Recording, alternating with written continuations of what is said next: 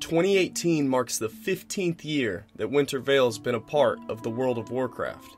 Now, there's been a lot of changes since then, and we're going to have to take a look back at patch 1.2 Mysteries of Moradon to see how ancient this first celebration really was.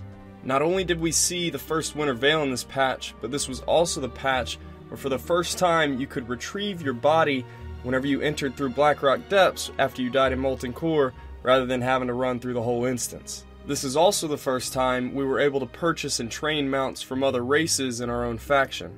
Gurubashi Arena also changed where it flagged you for PvP. Now, note this is only a month and a half into the game, and we still don't have the treasure chest event yet, but this was a notable change as you couldn't duel in the stands anymore. And my favorite note in this patch change is we got a countdown before our duels. Thank you, Blizz. Now that we know what we're working with, let's take a look at what the first Winter Veil had to offer. You know those quests under the tree? Yeah, those didn't get added until 2005. Santa Claus didn't come the first Winter Veil. No. You see, in 2004, we had snowballs. Snowballs were awesome because we could throw them to the other players in our own faction, whether it was in a raid, during a battleground, if they were trying to eat and drink for the next boss, we could throw a snowball at them and interrupt them.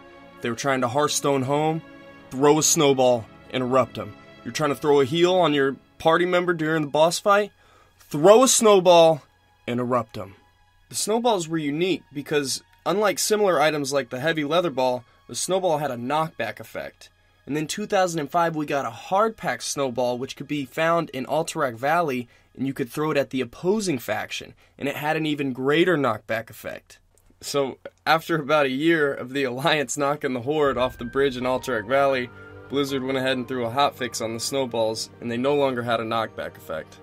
But I did read, like, this one guy in the forums, he said that people used to knock their own players out in Alterac Valley if they were AFK, before Blizzard had an AFK system that would automatically kick you.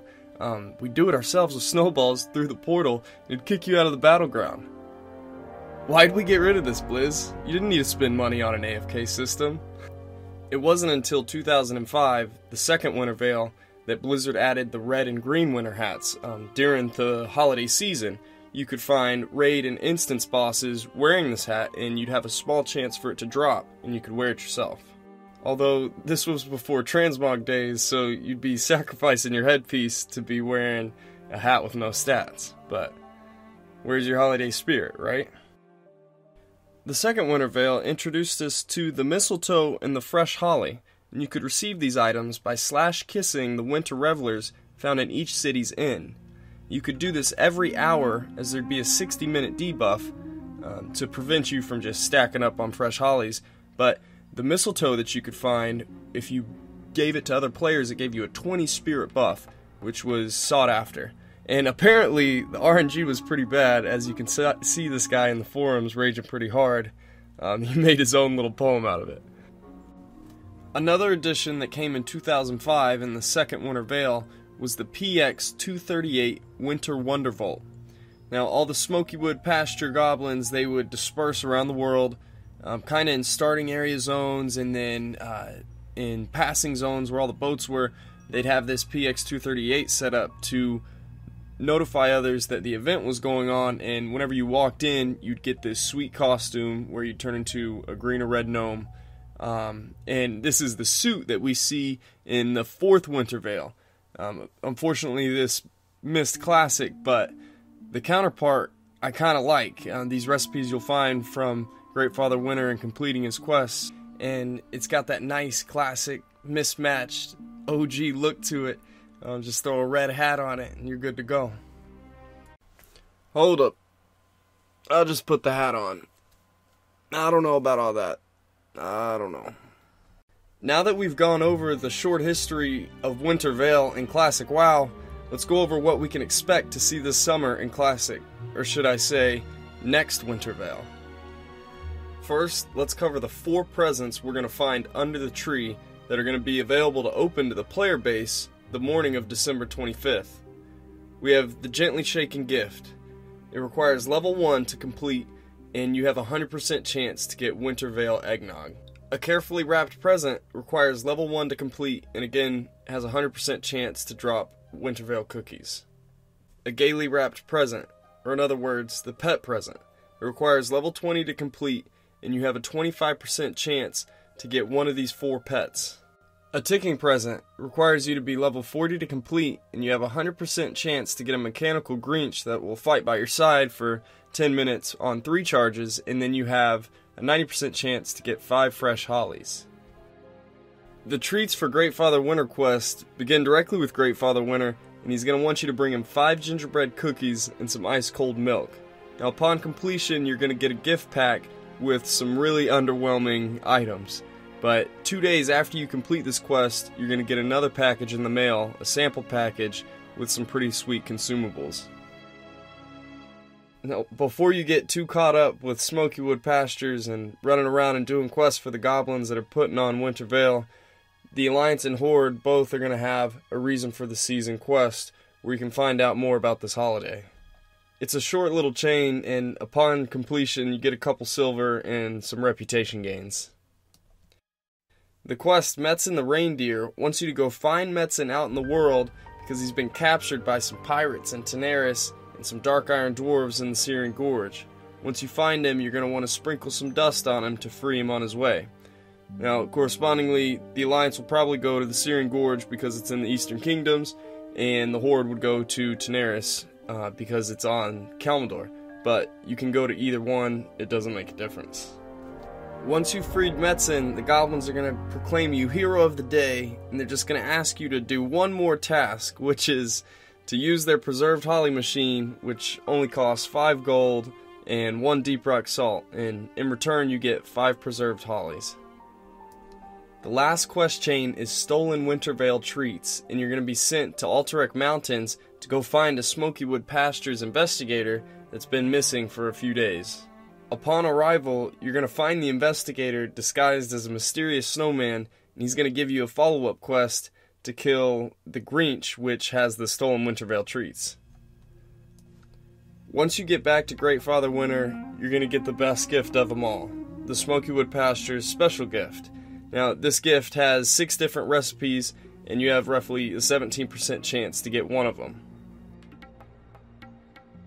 Now, before I go, I do want to point out a couple things that caught my eye along the way, but didn't really fit into the video at the time. For starters, the Stolen Winter Veil Treats quest, if you're on the Alliance side, you have to be level 60 to start this chain, and then the requirements go back down to level 30. But if you're on the Horde side, you only need to be level 30 to start the chain, but if you get to Alterac Mountains and you complete that quest, and you're not level 40, you won't be able to finish the chain. Still, it looks like the Horde got the upper hand on this one, because if you want to end up farming those profession recipes, you're going to have to do them one time on separate characters. And if you're Horde, you only need 5, 6, 7 level 40s, but if you're the Alliance, you need a ton of level 60s. Speaking of farming, I've always known in the past that small eggs have always been on high demand, even ice cold milk during the Winter Veil, because people are too lazy to go find a vendor. They just go straight to the auction house and buy that stuff out. So if you hoard your small eggs and save them for Winter Veil, that's whenever you're going to find the most profit out of them. Now for the deep rock salt, I didn't realize it, but there's no telling how much you could sell deep rock salt for. So small eggs and deep rock salt, hold on to those until Winter Veil, put them on the auction house. Now, whenever I went back and did this chain, I had forgotten that the old Grinch was really just a bigger, darker Yeti model and not the massive Grinch that we have today in retail. I want to leave us off with some cool Easter eggs I thought I found along the way. As I was traveling through the Undercity, thought it was funny, there were broken lights all over the place, and I just felt as if it was kind of like a city ordinance thing. The Undercity had to follow, they had to put lights up, and the locals are ticked off, and they broke the lights. Of course, the city committee, they're ticked. They don't want to spend money on lights, so they just put broken lights up every year. And then, what was really funny was then I go to Stormwind, and the Holly Preserver is hidden behind the Goblin Cart completely from your line of sight. I mean, you can't even see this thing when you go into the auction house. And again, I feel that's like a city ordinance thing. They told Smoky Wood Pastures, yo, if you're going to put shop up, you got to hide that thing from view. Typical pretentious alliance. Am I right? Or am I right?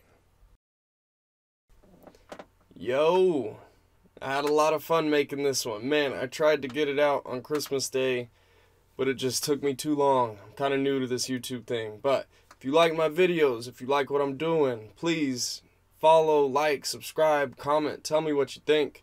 More importantly, come follow me on Instagram. Come check me out. I'm posting daily on there. And you can see what I'm doing on the channel and just really keep up with me.